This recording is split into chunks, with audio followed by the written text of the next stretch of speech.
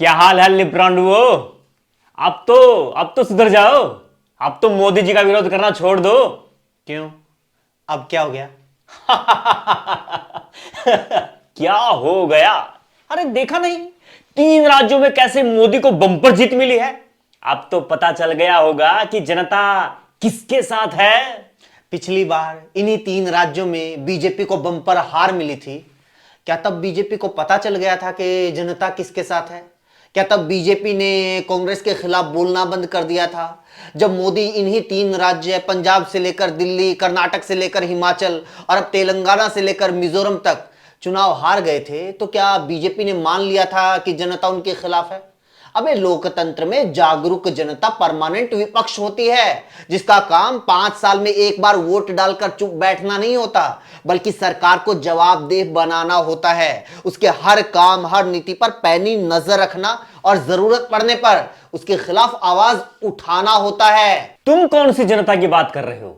सारी जनता तो मोदी जी के साथ है। गलत।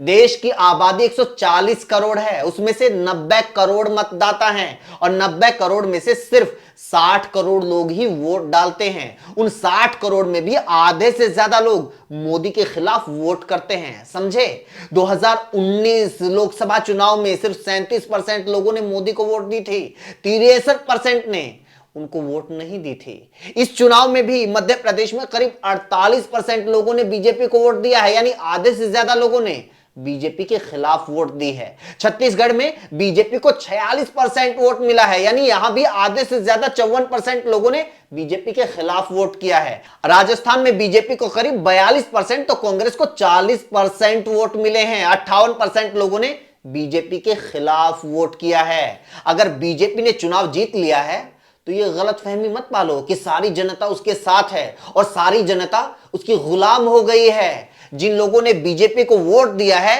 उनको भी बोलने का, सरकार की आलोचना करने का पूरा अधिकार है। लेकिन उन पार्टियों को बोलने का क्या अधिकार है जो चुनाव में बुरी तरह हारी हैं?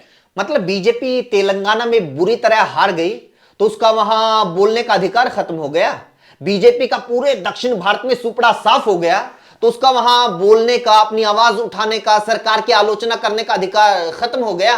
पहले जाकर लोकतंत्र की डेफिनेशन ढंग से पढ़ लो। तुम लोगों को क्या लगता है कि चुनाव जीत लिया तो जनता को मोदी की गुलामी करनी चाहिए?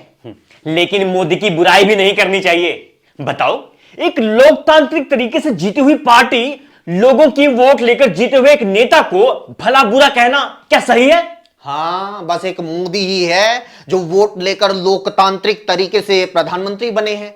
नेहरू से लेकर मनमोहन सिंह तो कौन बनेगा करोड़पति जीतकर प्रधानमंत्री बने थे, वो भी तो जनता की वोट से ही प्रधानमंत्री बने थे। तो फिर तुम लोग दशकों पहले स्वर्ग सिधार चुके नेताओं को गालियां क्यों देते घूमते रहते हो? मोदी से कहीं ज्यादा सीटें जीतने वाले प्रधानमंत्रियों को भला बुरा क्यों बोलते हो? अगर कोई कुछ गलत करेगा तो उसे बुराई भी सुननी पड़ेगी। फिर ये बात तो मोदी पर भी लागू होती है। अरे अगर मोदी कुछ गलत करते तो जनता उनको क्यों जिताती, कांग्रेस को नहीं जिता देती?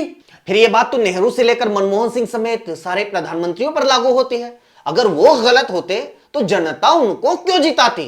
तुम्हारी आरएसएस और हिंदू महासभा जैसे संगठन तो रूप बदल बदल कर आजादी से पहले से चुनाव लड़ते आ रहे हैं। सावरकर की हिंदू महासभा ने तो अंग्रेजों के टाइम भी जिन्ना के साथ मिलकर सरकार चलाई थी। अपने जिन राजनीतिक पूर्वजों की तुम लोग आज तक पूजा आरती करते हो, अगर वो इतने ही सही होते तो जनता उनको नहीं जिता देती, कांग्रेस को क्यों जिताती? तुम लोग तो 6-6 दशकों तक चुनाव जीतने वालों, देश में सरकार चलाने वालों की इतने साल से दिन रात 24 घंटे बुराई करते रहते हो, लेकिन हमसे ये चाहते हो कि सारी की सारी केंद्र सरकार, चुनाव आयोग, media, corporate, ED, CBI, IT, छापे, झूठ, फरेब, फेक न्यूज सब कुछ झोंक कर चुनाव जीतने वाले मोदी के खिलाफ हमें एक भी शब्द नहीं बोलना चाहिए। वाह।